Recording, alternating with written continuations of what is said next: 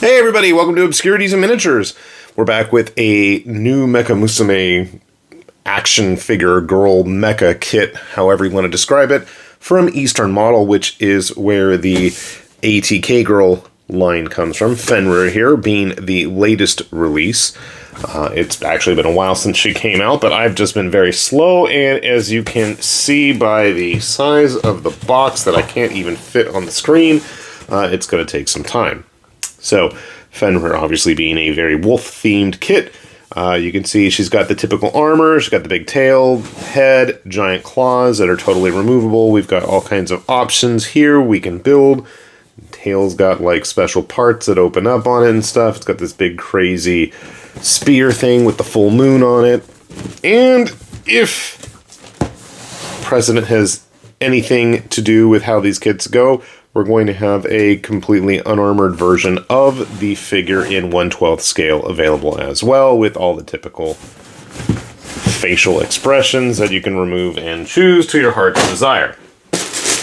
Now, one thing to be aware of is getting into these models, you're going to have a lot of work cut out for you. There is a ton, and I mean a ton, of sprues in here.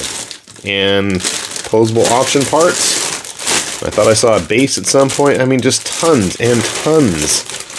We've got metallic colored, transparent parts. I've got a bag of things. Hair, hands, faces. Okay. Some stuff. Let me get all of these. I'm just going to save you guys all the details of every little frame here. You can see there's a lot. Hopefully that suffices. If you really wanted to see a sprue breakdown, let's take a look. There's a secret envelope.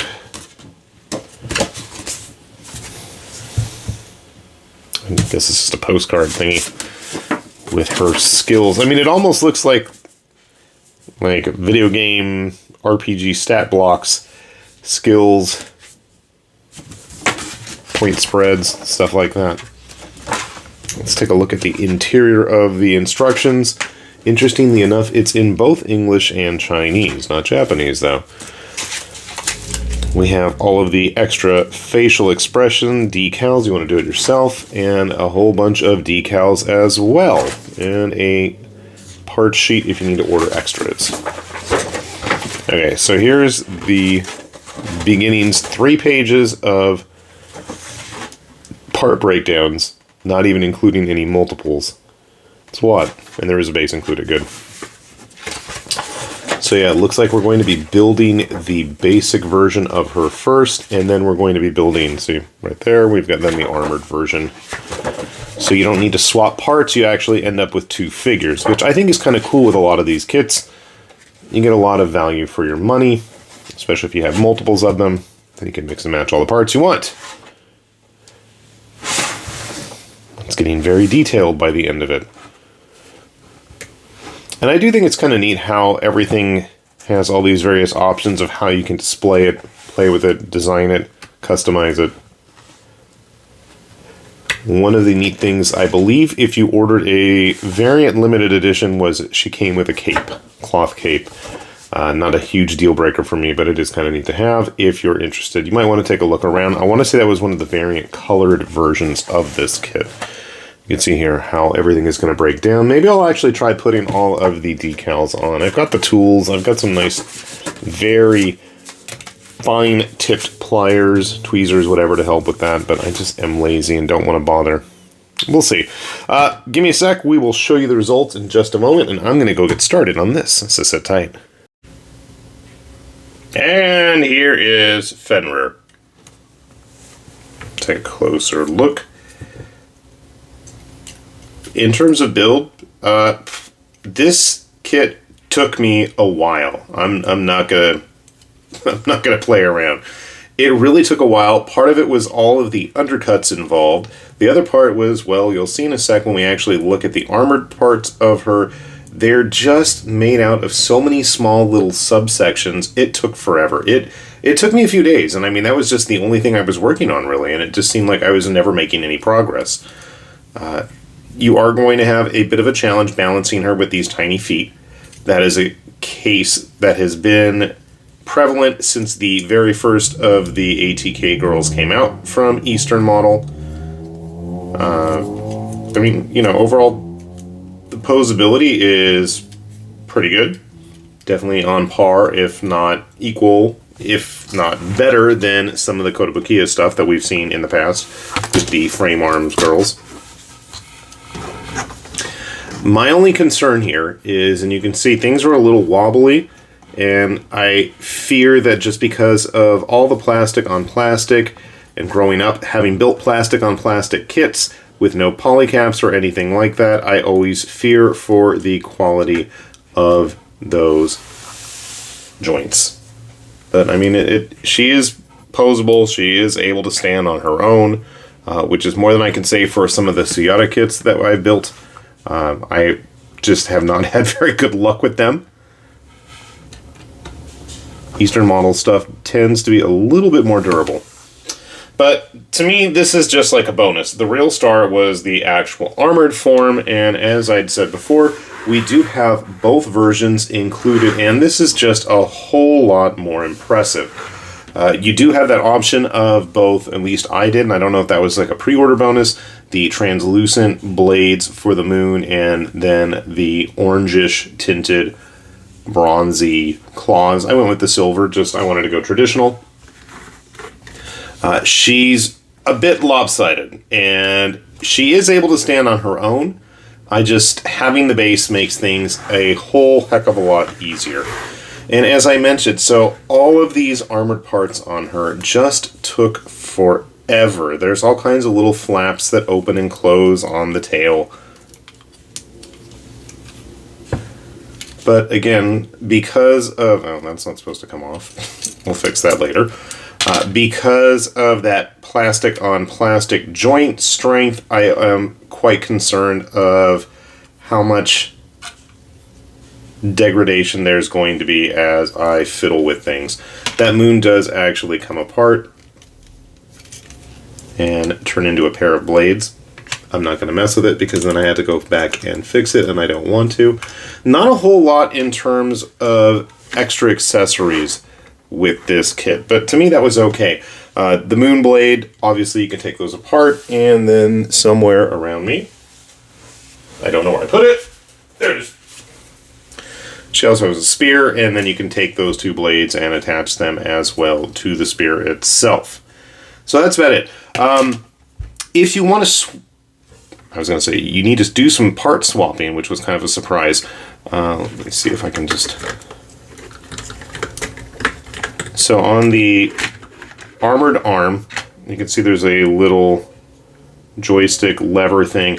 You actually have to slide the arm in here, and then it's got like this whole exoskeleton frame to follow the movements of the arm.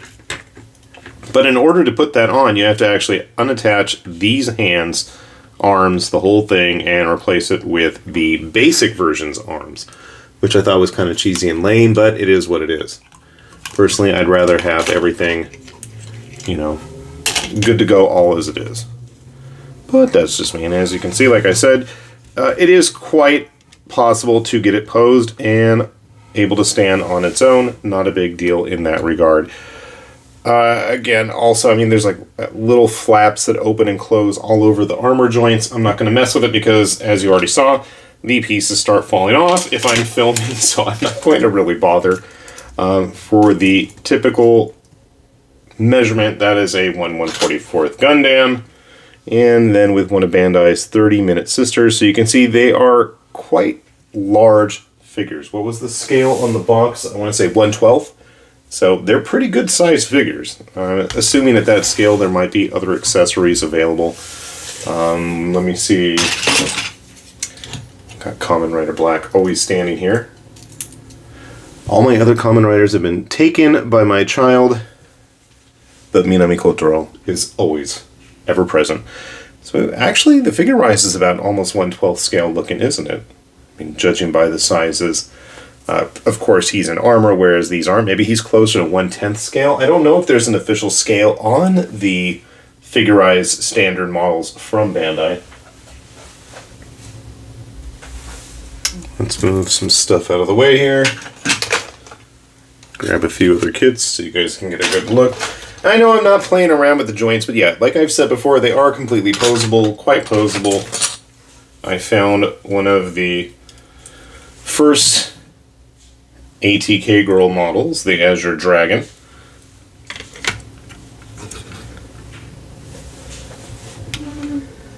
You can see, obviously, they're going to be to scale. Construction was actually just about the same. There were some differences in the feet, but I think that's more because of the claws on that one. But they should be compatible with all of the parts and joints as well.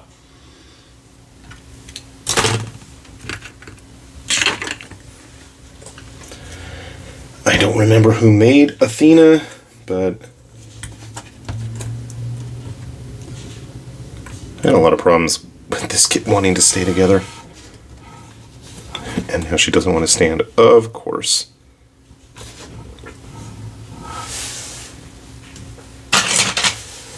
And one of the MS General figures, which I thought were at a different scale, but they're just about the same size now, huh? Honestly, this is still probably one of my favorite of the Mecha Musume fantasy mecha model girls, the Shihao Dune figure from them. Really good kit. Just because he wants to be here too. Oh! Beelzebub Mon. Whatever they called him in English. But yeah, just honestly, a fun kit. If you're looking for something that's going to take you a while, and I'm not kidding and exaggerating when I mean it will take you a while. Again, as a veteran model builder, I had to put some time and energy into this one. So if that sounds appealing to you, ending up with 2 figures and, you know, a lot of play value, I think if you're looking for something to fiddle around with and pose, I think you're going to enjoy this kit. Might as well have both of the correct ones there. So with that said then, this has been High Lord Tamberlane with Obscurities and Miniatures, saying thanks for watching, and we will see you back here soon. Bye-bye.